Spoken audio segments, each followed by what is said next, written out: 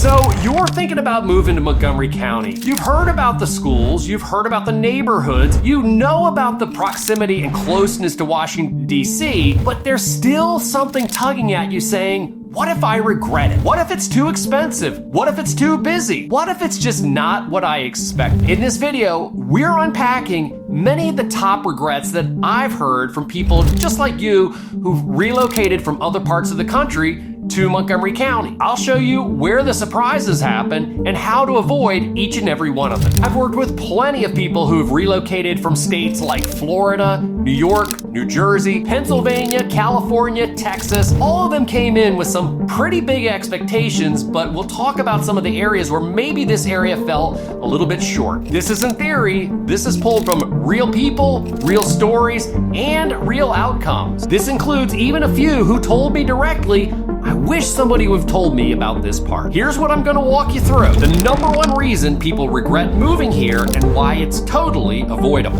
The 3 buyer profiles most likely to experience regret. My personal framework for pressure testing whether Montgomery County is right for you and what I would do differently if I were to move here today for the first time. Let's get into it. The most common regret I hear is it's not as suburban as you think. Montgomery County sounds suburban, but for many, it feels more like an urban extension of DC. People picture calm neighborhoods, wide streets, and a sense of quiet. Then they hit traffic on 270, sticker shock in Bethesda and Potomac, and the feeling it's all just intense. Here's the truth. If you're coming from a small town or certain parts of the country, like the Midwest or some parts of the South here, no question it's gonna feel a little bit more urban, it's gonna feel a little bit more intense. I mean, there's no doubt that on the East Coast, there is a certain intensity level that you don't find throughout many parts of the South and the Midwest. You have to know why you're moving here. Do you want proximity to opportunity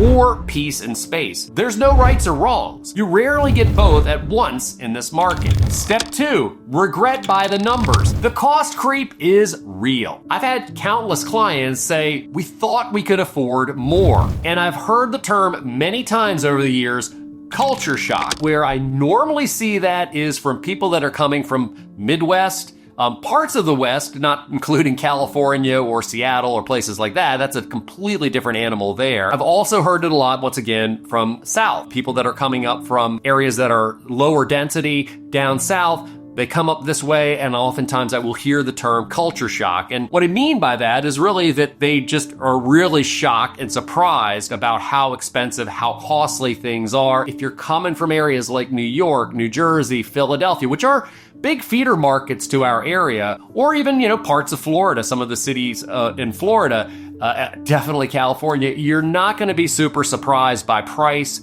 You're not going to be super surprised by traffic and things like that. Property taxes, once again, you're going to find them high, especially if you're coming from areas like Florida or Texas or other parts of the Midwest. However, once again, if you're coming from areas like Philadelphia, New York, New Jersey, Connecticut, you might actually find that these are quite low. Just to kind of give you an example, my wife, when we first started dating, she lived in New Jersey, beautiful township, just northern New Jersey in Bergen County.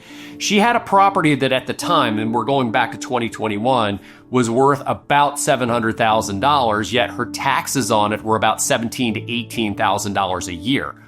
Unbelievable. Here, what you can expect in Montgomery County is for real estate taxes is you're looking at about 1 to 1.1, 1.2% of the value. So if you're looking at that same $700,000 house, most likely you can expect your taxes to be somewhere in the $7,500 to $8,400 range. So once again, high in comparison to areas in the South, areas in the Midwest and out West, but low in comparison to many of the feeder markets that we come from, where New York, New Jersey, Philadelphia, places like that. Additionally, many communities have hefty HOA fees, but in many cases, it's going to be those hefty condo fees. So once again, if you're looking at properties, I would also tell you that if you're looking at any property that was built after the mid-'80s, so now we're talking about properties that are, within 40 years old, most of the areas in Montgomery County are going to be HOA. What I find when it comes to HOAs is the costs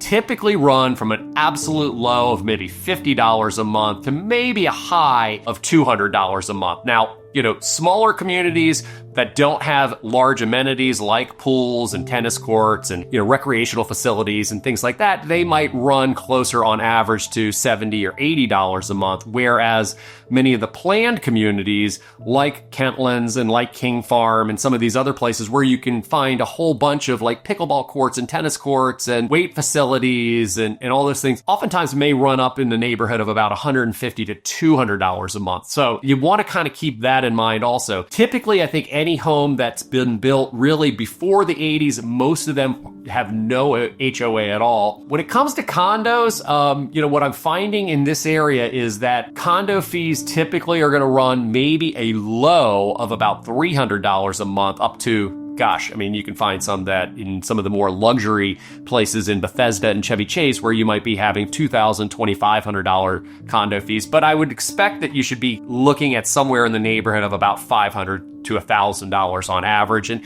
once again, a lot of it is all about what's included in there. Are utilities included? What are the facilities and the amenities that are there? What is the age of the building? If you guys have questions about condos, I have to be honest with you, I'm a little bit bearish on condos these days for, a lot of reasons, mainly because of costs going up, insurance costs, special assessment fees, things like that. So if you have any questions about condos, you might want to reach out to me about that. Other things like childcare, commuting, private schools, on average, you're going to find that this area is going to be more expensive than most of the country, except for some of those, metropolitan areas like we've talked about in the East Coast and out in on the West Coast. My suggestion is you need to budget backwards from lifestyle down to purchase price. Step 3, the micro neighborhood trap. Here's something that no Zillow search shows you.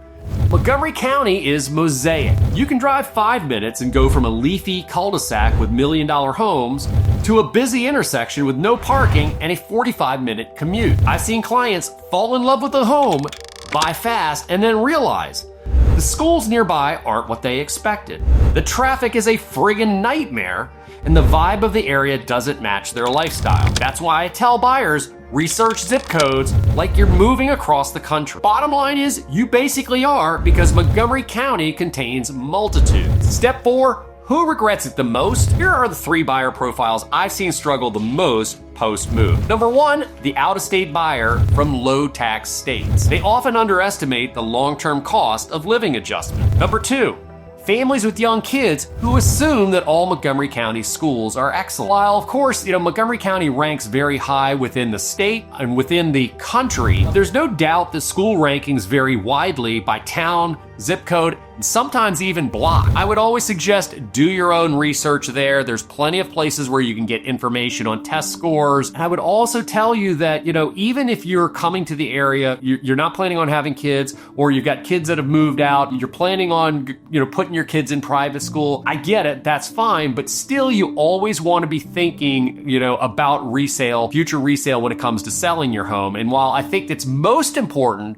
to make sure that you have a neighborhood and a home that you love, that you're proud of when you pull up to it at the end of a busy day, I think secondarily, when you're making that buying decision, you need to be thinking resales. I don't feel that resale should be the primary driver, but it does need to be something that you're thinking of secondarily, just behind, making sure you buy the perfect home in the right location, in the right neighborhood. Number 3 on the buyer profile is the remote workers moving for lifestyle, but ending up isolated. And here's what I'm going to tell you about Montgomery County. I mean, it is a large county. We have over 1 million residents in Montgomery County. By population, it's the largest county in the state. The locations vary drastically. I mean, you have areas that are closer into DC, like Bethesda and Chevy Chase. It's Silver Spring, Tacoma Park, where it's definitely going to feel more urban, more densely populated, more traffic, things like that. But as you move further out, you start to find that there's a lot of rural areas, like some of the northern parts of Montgomery County, like Damascus or Poolesville, Clarksburg, places like that, where it feels just vastly different. And you're like wondering, gosh, am I in the same state? Am I in the same county? Yeah, you are. A lot depends on what you're looking for. If you're concerned about being isolated and everything, maybe you don't want to move further out. You want to be closer in. These are all things to take into consideration consideration depending on knowing who you are and your own self-awareness. Step 5, framework that I give my clients. It's a simple 4-part question. What matters more to you? Is it commute? Is it community? Is it cost or character? The 4 C's. Rank those 4. Order tells you where to look and where not to. Then match your ranking to neighborhoods, not just homes, because homes can change, neighborhoods can't. There's so much that you can do to your home to change it, from remodeling, renovation, refreshing, even simple paint job will change your home quite a bit. However, you have very little impact on your community. What you get is what you get. If anything, when I'm looking for real estate, especially, and I'm counseling those out-of-town buyers who are relocating into the area, I'm saying, obviously the home's important. It's gotta meet certain standards, but, the community is actually more important. When we first start, instead of just looking at houses, let's start thinking about communities here. And then as we search, kind of narrow it down and start moving towards the ones that really gravitate and really pull you that direction. After having looked, if you're still unsure about some of the communities, this is what I would say.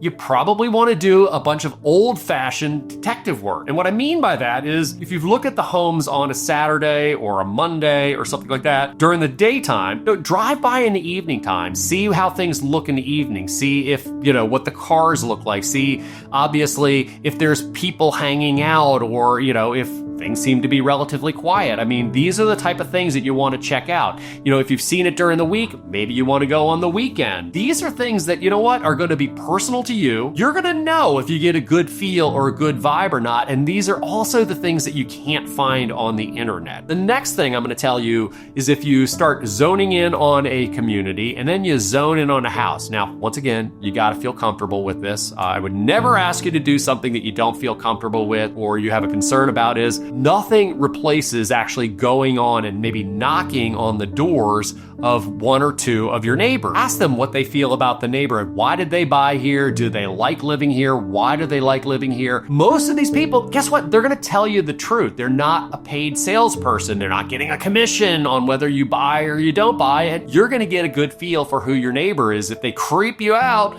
then maybe this isn't the neighborhood or maybe this isn't the house for you. Only do this if you feel comfortable. And by the way, I'm not going to do it for you, okay? I might do it with you, but I'm not going to do it for you. The other thing you can do is you can look at simulation tools and you can also join a local Facebook or Nextdoor group. Now, I have to be honest with you, with the Nextdoor group, you're going to see a lot. Like I can't even do the Nextdoor group in my own community because it's mostly people bitching and complaining about people that left their recycling bins out, for an extra day or whatever, or a loose dog in the neighborhood.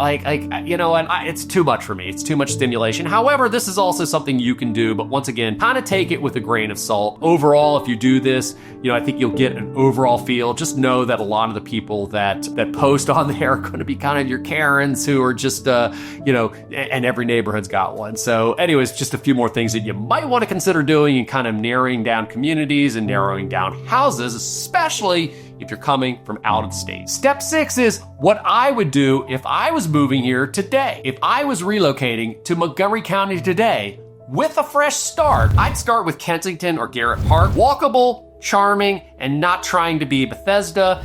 It's going to be, costly, but not nearly the same cost as Bethesda. I'd avoid maxing my budget just to squeeze into downtown. The value trade-off isn't always worth it. I'd also consider renting the first 6 to 12 months just to kind of get a feel for the vibe of the area, the patterns, the flows, traffic, the type of people that are down here, and just kind of what's around the area. This way, you've kind of dipped your toe in the pool without actually taking the complete plunge. I'd ask my agent, or even myself, to challenge every assumption, even the ones I like. Lastly, I would say, if you're serious about moving to Montgomery County, but don't want to feel that sinking regret later, get someone in your corner who knows this place inside and out. Like me. I'll help you stress test your plan before you make the leap. You can scan the QR code on the screen right now to book a time where we can discuss your situation one-on-one, or you can simply download the buyer's guide in the link below. Don't move based on hype. Move based on truth. This is one of the biggest decisions of your life, so let's make sure to make it a good one.